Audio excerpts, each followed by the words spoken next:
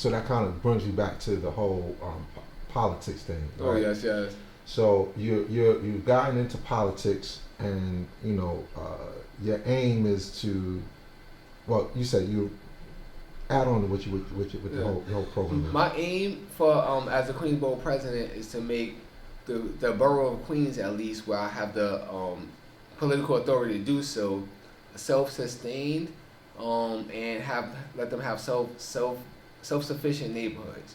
So my goal is to ensure that the community is represented not only in business, in politics, and the environment and things of that nature. So what the role of Queens Borough President will allow me to do, it'll allow me to be the biggest advocate for residents in Queens. The role of Queens Borough President, you're kind of like an advocate.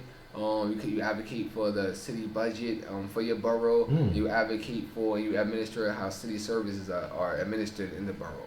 So I will create different task force in Queens to ensure that the education department in Queens is actually serving the students to the most efficient way that can possibly be done. And that's when we have to start looking at some of these policies that's in place. I will also be able to implement things like community neighborhoods, community gardens, where community members will have access to fresher foods that's not shipped in from far away, where it can lose nutrients. Once you pluck a fruit or vegetable off the ground, it starts to lose some of its nutritional value. And we're feeding ourselves and our families and our community foods that typically travel hours. We're knowingly putting less nutrient dense food, knowing that. So we're knowingly operating at a level that's not as efficient as possible, but we're expecting our children to operate at an efficient level. So my plan in becoming the Queens Borough President is I'll be able to help with the food, clothing, and shelter of the community so that they have everything that they need to thrive, and also regain community control. I think, well, not that I think, this is just a fact.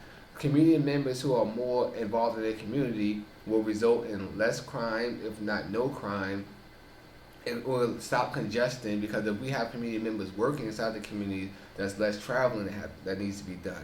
It also uplifts the morale of the community. So when a child goes into a daycare, a school, a store, they should see their mother, brother, sister, uncle. They should see someone who represents somewhere where they came from, so they can mentally project themselves in that same position. So if you never met a doctor, fireman, police officer, lawyer, teacher, besides like in whatever official capacity, they're less likely to aspire to those roles. There's all types of statistics that show if a young male has a male teacher, they're 30 times more likely to further themselves in school, and the statistics just keep going up to that degree. And I know that personally because I had several male students tell me that they want to become a teacher just because they took one class with me. So the statistics in those cases seem to be kind of on the right pathway. So my role as Queens Borough President will allow me to affect all types of changes as well as help facilitate community cohesion. Queens is the most diverse borough in the world. Queens is actually one of the most diverse places in the world, if not the most diverse place in the world. From just the different dynamics of all the different cultures, foods, a lot of different things. It's like a melting pot.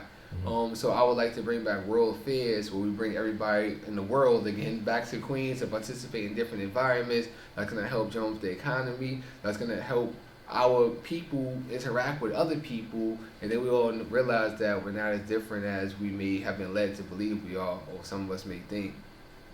So that's my idea. I can help the community sustain itself. I can help repair the community, and I can help bring a sense of unity amongst all human families on planet Earth. Okay. Well, educate me on the science of borough presidents and how they hold office. Right? Is it like a yearly? or like a 3-year, 4-year term, or? Yes.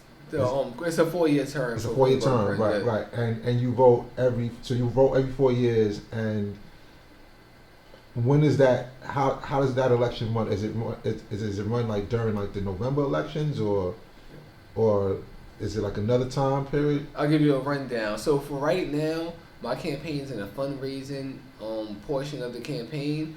From now until about the middle of March, it's about 4 weeks. The petitioning period will start. That's when it'll be me and my campaign staff will start to get petition signatures from residents of Queens, saying that they support my run for Queens Borough President. And then once you acquire a certain amount of petition signatures, you then give that to the Department of the Board of Elections, and then you're put on the ballot from the primaries is in June, and then from June to November will be the actual election. So as of now, it's fundraising.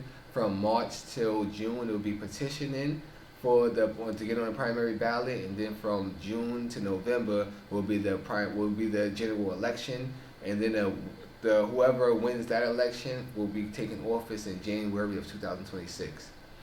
Okay. You must do your own research, as I did. If Mega did this.